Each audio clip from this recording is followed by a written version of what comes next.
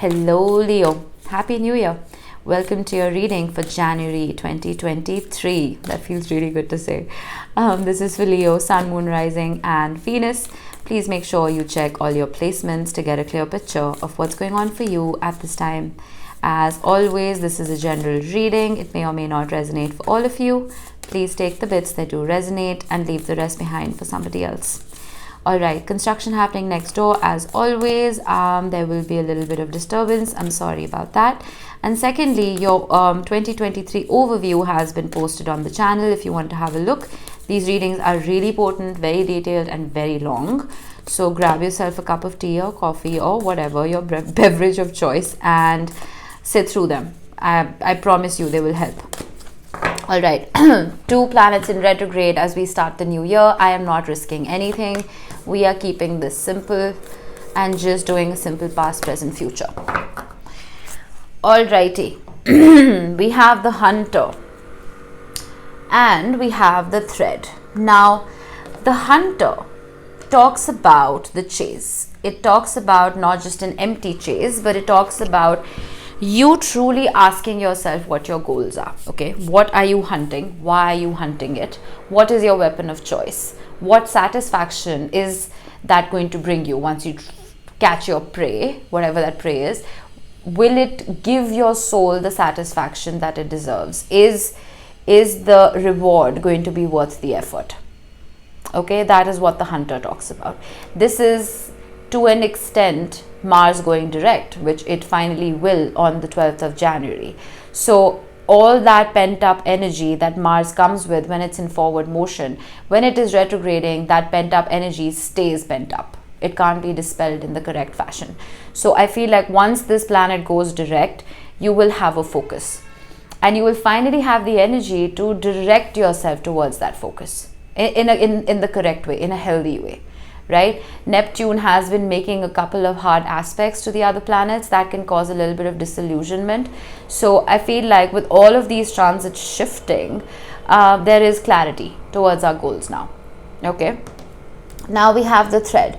The Thread is a taproot. Okay. This is like your port in the storm. This is the energy of when everything seems chaotic. What is that one very strong and very long taproot that you can tap into? Okay, this is your anchor, right, in a storm basically. So if you've been feeling chaotic in your energy, if you've been feeling like everything is up in the air and there's nothing to hold on to, I feel like there is. You just don't know it.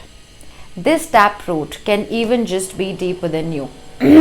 Okay, for some reason the Thread for me always talks about childhood. Okay, it talks about, it could be a childhood friend, it could be a soulmate, it could be a family member, someone who grounds you and roots you. Okay, and I've said this on my channel so many times. A couple of months ago I was going through something intensely difficult and I felt like I couldn't pull myself out of it. Okay, I reached out to a childhood friend who knew me when I was the authentic me, right, before lifestyles and turbulations and tribulations made me and molded me into the person I am today. That was the authentic me and she knew that part of me. I literally called her and cried to her and I said, I want you to help ground me. I want you to remind me who I am. She was taken aback because she's a very dear friend, but she's not somebody I reach out to often for help, you know, and coincidentally she's a Leo. So I reached out to her, I spent the day with her. And what did she do? She reminded me of my authenticity, who I am. There is somebody in your environment who can ground you. Okay? Ask yourself who that is and reach out. This won't resonate for everyone. This could honestly just even as simply be a movie. A movie, it could be like a cartoon, something you used to watch when you were a kid. You know, before all the chaos in life took over our psyches, something that is innocent and pure. All right. In the recent past, we have the Awakening, which is the Judgment card. We have the 8 of Swords. Yeah, mental chaos, a lot of mental chaos. And we have the 9 of Pentacles. I feel like there was a whole lot of struggle with overcoming some kind of obstacle, some kind of hurdle. And with the Nine of Pentacles, I felt like some of you even just told yourselves that I would rather be alone than feel lonely in a crowded room. That's what I'm getting. And with the Awakening card, we have the Tower at the bottom. You can't make this up. There was something that came crumbling down here, and there was an epiphany. With the Hunter, I feel like some of you may have realized that you were chasing the wrong things. Things that kept you in your head, things that prevented your growth, and you disconnected. We have the Knight of Wands. For some of you, this could very simply, let's be generic here, this could just be a person who was too casual in their approach, somebody who was very in and out, who didn't have staying power, someone who was good with their words, but again, there was no stability here. Oh, too many. I'm not going to take it. The Wheel of Fortune did want to show up. Why is the Eight of Swords here? One, please. Okay, that's strange. The cards just completely flipped over, but okay, I'm going to take it. We have the Queen of Cups. The Queen of Cups is, well, it is Cancer energy, but I see the Queen of Cups as you as well. I mean, Leo, you're ruled by the heart. You have one of the biggest hearts out there, biggest capacity to love. But I feel like that love almost, it put you in a soup, didn't it? I'm almost feeling like the more you wore your heart on your sleeve, the more open you kept yourself, the more people took advantage, and the more you were left picking up the pieces. There's something about being vulnerable that left you confused. Wow, that drill is so loud. Anyway, Nine of Pentacles, King of Pentacles. It is possible that this Knight of Wands elevated and came forward as the King of Pentacles for some of you. Okay, finally coming about with an offer that is permanent and stable and mature. But I almost feel like with the Nine of Pentacles, you never really wanted someone to complete you. You managed to become whole and complete all by yourself. I will have to see the rest of the rows to see what this is, but I forgot to get you an overall energy card. Let's do that now and clarify it immediately. The Ten of Swords, yeah, pain. The Tower showed up, and now we have the Ten of Swords. So yeah, you were left picking up the pieces all by yourself. This is a betrayal of some kind. Clarify the Ten of Swords, the Nine of Wands. You never gave up though. I feel like you've made yourself so strong through this, Leo. And you know, your card, the Strength card, has been showing up for a lot of the signs. So I'm almost feeling like your energy has been bleeding into your sister signs before and after you. There's something about, wow, I love this. There's something about training yourself. There's something about increasing your threshold for pain is what I'm getting.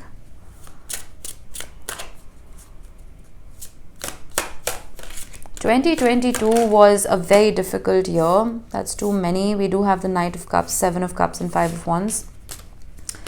It was a very difficult year. And I feel like the ones who literally had to pull themselves out with that thread of this darkness all by themselves have come out so much stronger in 2023 and very unapologetic, to be honest. And we have the Chariot. I was talking about Cancer energy, and your card showed up in their reading. Some of you may just be on the cusp, or like me and my friend, you could be two friends who are Cancer and Leo who could be helping each other. It doesn't have to be. But I feel like this is moving forward, full steam ahead. You remember I said that there's an elevation in someone else's energy. Again, no gender in tarot, right? This could just be you. But I feel like with the Queen of Pentacles right here, the Queen of Pentacles is the energy of someone who wears their oxygen mask on before helping other people. I feel like you are looking out for yourself now. The Queen of Cups is nurturing. The Queen of Cups will love everybody else before she loves herself.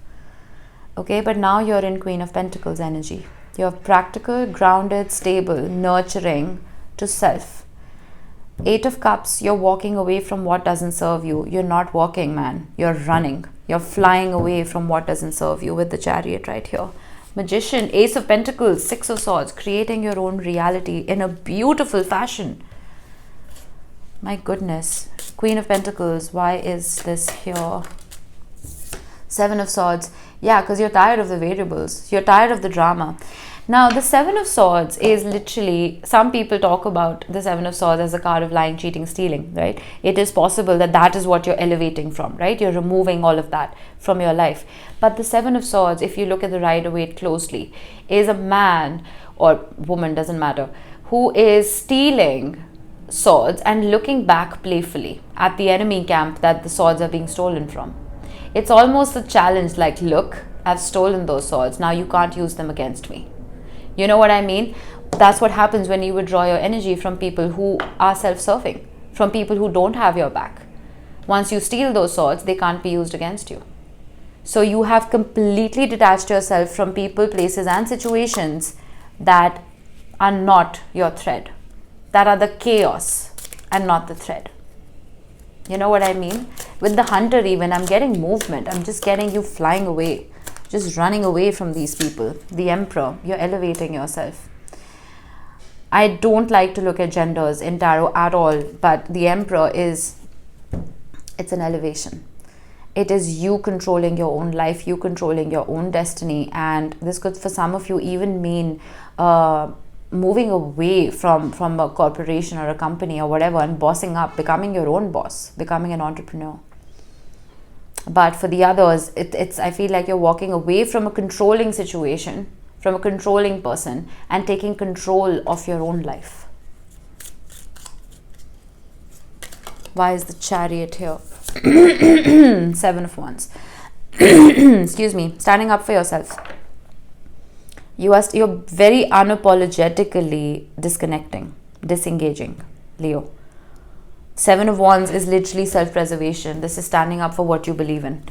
And for some of you, this doesn't have to be love. This could be anything. It could be a family dynamic. It could be whatever was causing this chaos to you, right? Work, love, friendships. Being very unapologetic. Some of you may just even be taking solo trips and, not looking back. Just disengaging. Let's look at the future. Nice. Okay.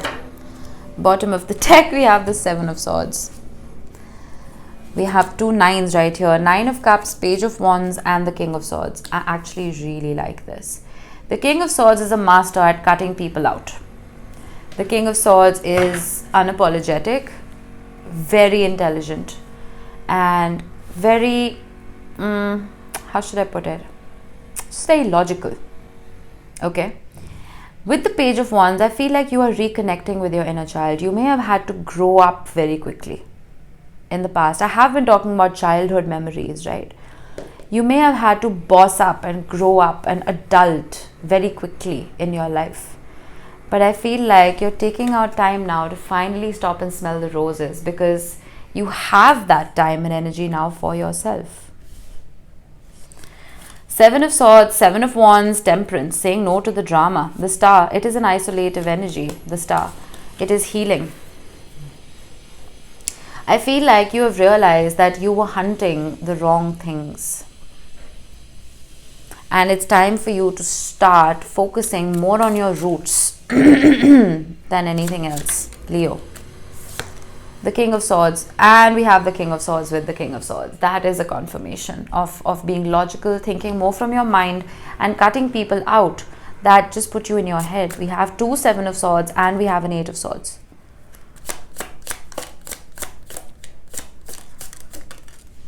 Page of Wands, the High Priestess. Pisces energy. I feel like, again, the High Priestess is very quiet. is very secretive. I'm almost feeling like the things that you are doing for yourself, these could be your hobbies, your passions, your travels, whatever it may be for you, you're being very quiet about it because you don't want people in your business.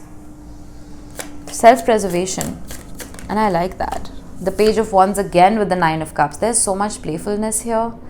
You are just looking out for yourself now. 2 nines, that's independent energy. Fulfilling your own wishes and your dreams. Ace of Swords, 9 of Swords, 5 of Cups, 10 of Swords, 8 of Cups. This is that epiphany. This is that truth that the 9 of Swords, 5 of Cups, 10 of Swords energy needs to be walked away from. And you're being very careful about where you're investing your time with the 7 of Pentacles. Lots of 7s. You may be seeing 777 a lot, which is a confirmation that you are on a spiritual path and you are being protected and luck is on your side. I just feel like there's a lot of disengaging that needs to happen in January, Leo. A whole lot of disengaging. And once you successfully do that is when you'll be able to nurture yourself and invite better energies in that are your anchor in the storm. All right? And not the storm themselves. You know what I mean? All right, Leo. Strange reading, but I hope this helps somebody out there. I will see you in the next one. Bye-bye.